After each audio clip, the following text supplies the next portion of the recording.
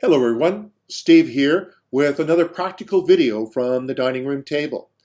Today I want to make an audacious claim: how our beloved backlog breaks the value stream. Now, before I go any further, I just want to use my usual disclaimer that these videos represent my personal opinion and perspectives and do not necessarily represent the views of my employer. So for any of this to matter, as I describe why the backlog is broken, there's a fundamental economic assumption you need to subscribe to. And that is, for us to economically succeed in the age of software, we have to adopt a lean and agile mindset.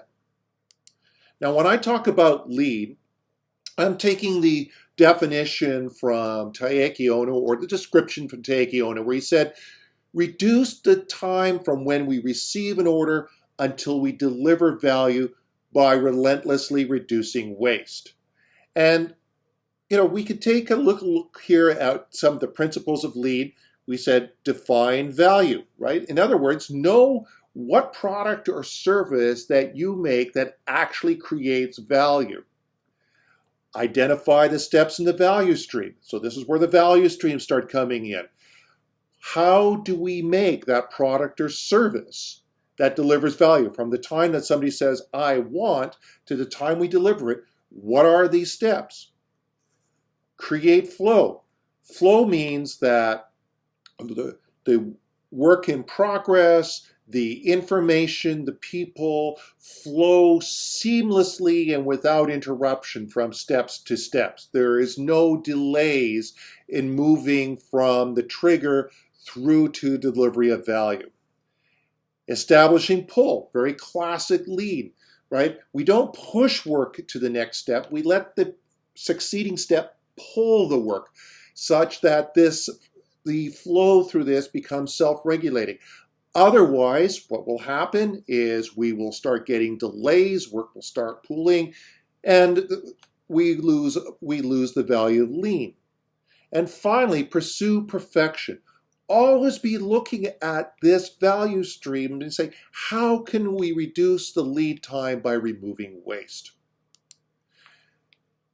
The other part of our economic assumption is not only do we adopt a lean, but we also have an agile mindset.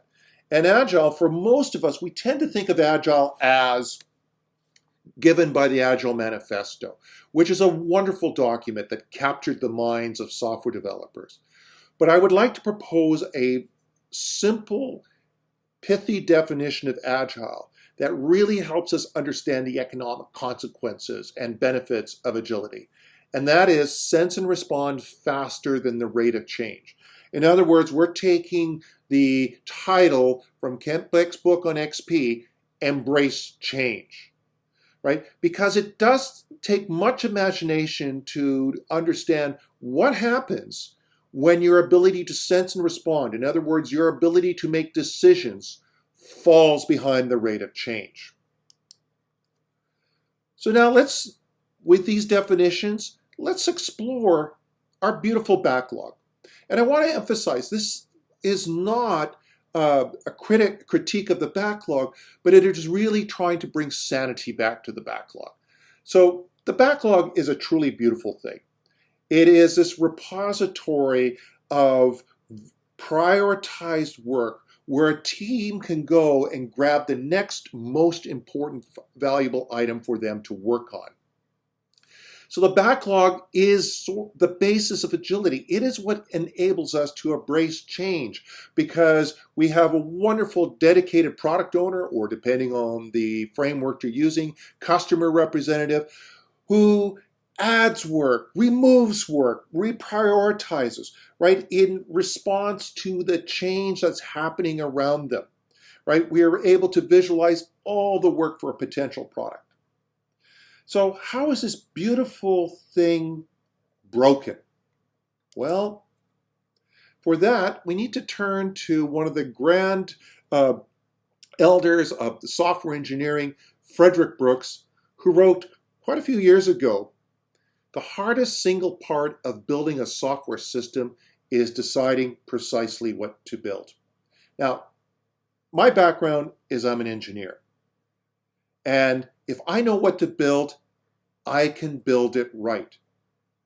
But the question is it the right thing to build? And here Frederick Brooks is saying the hardest part of building that software system is determining the right thing to build. So when we take that quote and look at classical agile thinking, right? The intent there, or the view, is that the value stream begins and ends with the product owner. Most agile frameworks do not give you much guidance for what happens past the product owner, right? It's assumed that the product owner prioritizes the backlog, has an intimate connection with the customer, and is the acceptor of the increment. But is this reality? And does this classical model of backlog management really hide the hardest part of building a software system? Just where did this product owner get the ideas that are in this backlog? Just what happened to the increment once it was accepted? So there was clearly this requirement solicitation, analysis process. There was some work that was done to try and determine what the right thing to build was. But we do not usually get a lot of guidance from most of our frameworks for how that will happen and how we gain agility in these steps here, in the upper steps of the value stream. And then we even have to step back and ask, is the classical product owner role even realistic? Alan Kelly in his book asked the question, or made the statement, only superhumans need to apply. Laura Sten in a blog post really laid it out, what our expectation on the product owner is. Requires a high-level strategic thinking, has to have the ability to understand the technical needs of developers. Is that something you can really expect in one person?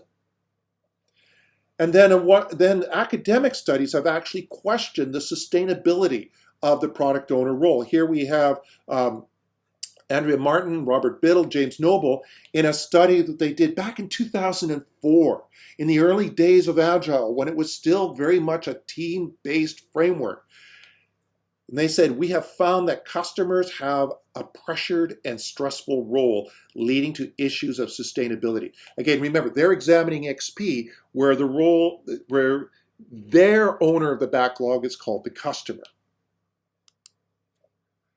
So if we're assuming that most of our Agile frameworks only provide a description of this small segment of the value stream, then where do we go to turn to get guidance for these other steps, the analysis and design that we would normally associate, like what is the right thing to build? And so we say, nature, of course, abhors a vacuum. So what have most software development organizations done? Well, they turned back to the classical waterfall model.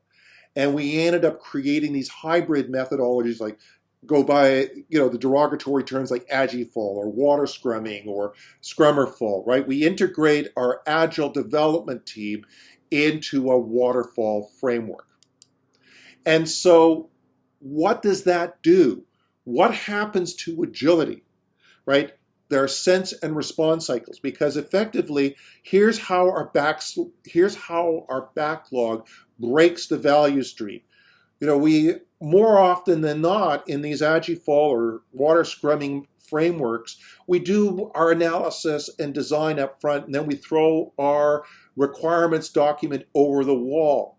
The backlog here effectively becomes a buffer. It becomes a passive requirements repository, buffering the difference in the speed or the flow of the analysis and design steps with the build steps.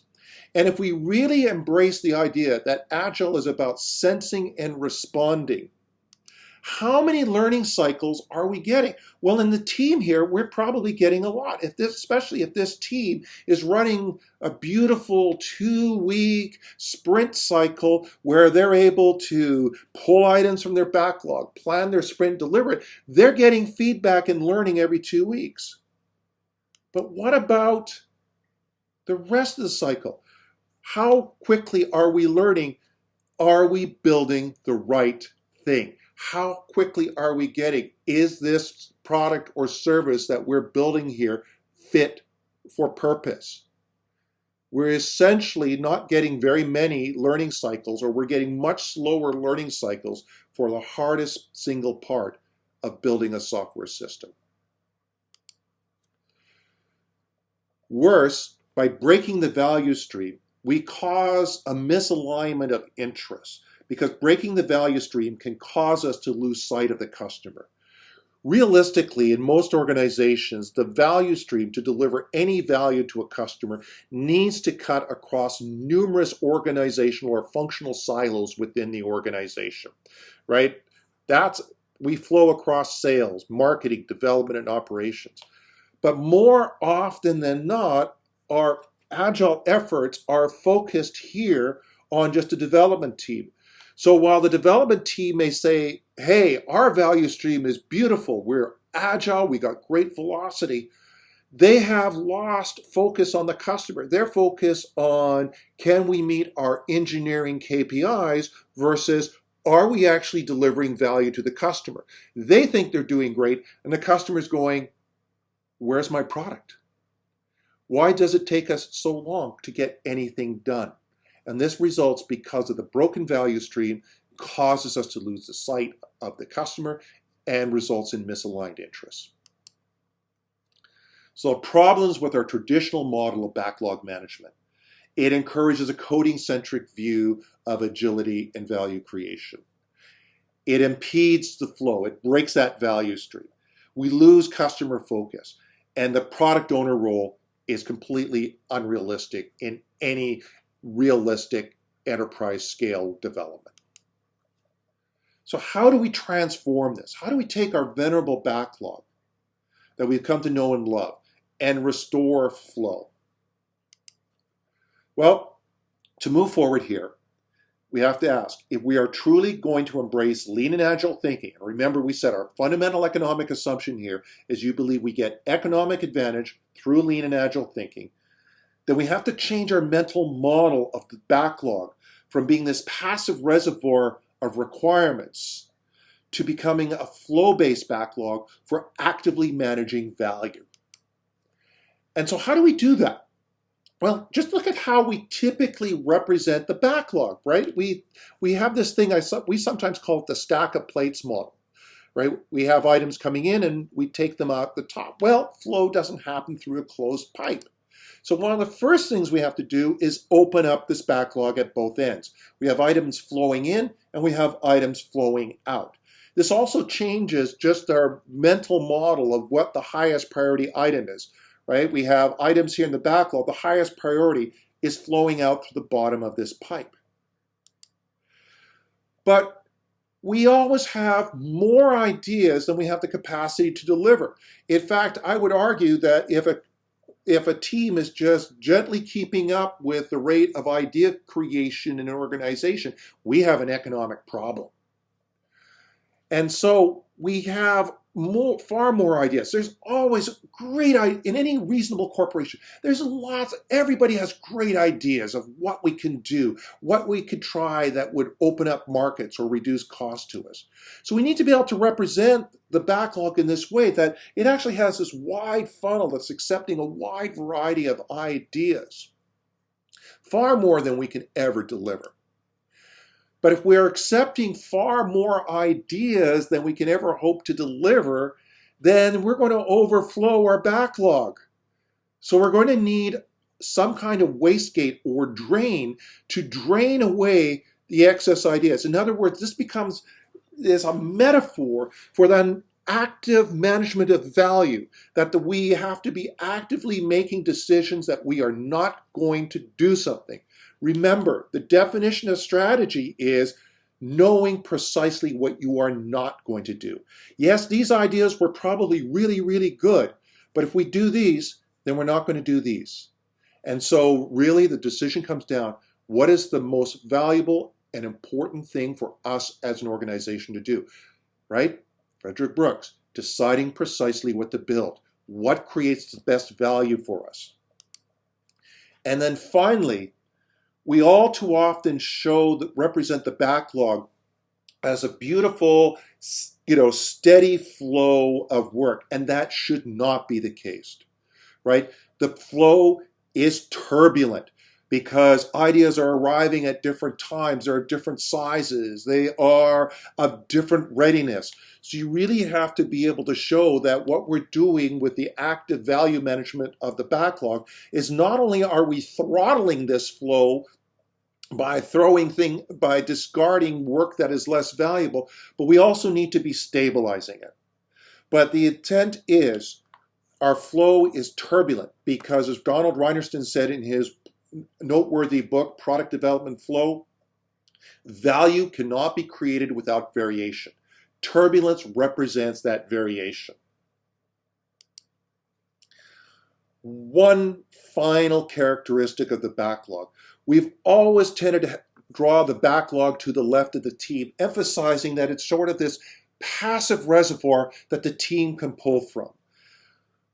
Here, we're demonstrating that the backlog is actually at the center of the team because the team is actively working on the backlog, refining, intaking work, discarding work.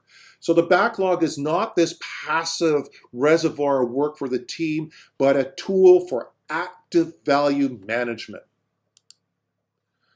And finally, we said the product owner can't do it on its own. Our argument is it takes a village of roles, not necessarily individuals, but of roles to own a product. And so we look at that there are 7 roles that people can play in the ownership of a product. Put that all together and you get what we call the rock crusher, a model for flow-based backlog management. Now, if you want to learn more about the rock crusher, you can visit the rockcrusher.org. And I want to also highlight here, or the IIBA website, you can buy our book off of there. This book, myself, Shane Hasty, and Ryland Layton, we collaborated on writing this book.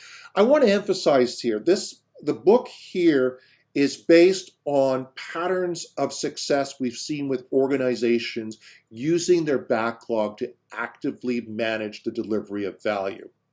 Right? We've seen a lot of organizations struggling with backlog management. We saw a lot of them having success. What the rock crusher is the integration of all of those success patterns into this model we call the rock crusher. So if you're interested in learning more, please visit the IIBA website, get a copy of the book, visit rockcrusher.org. And thank you.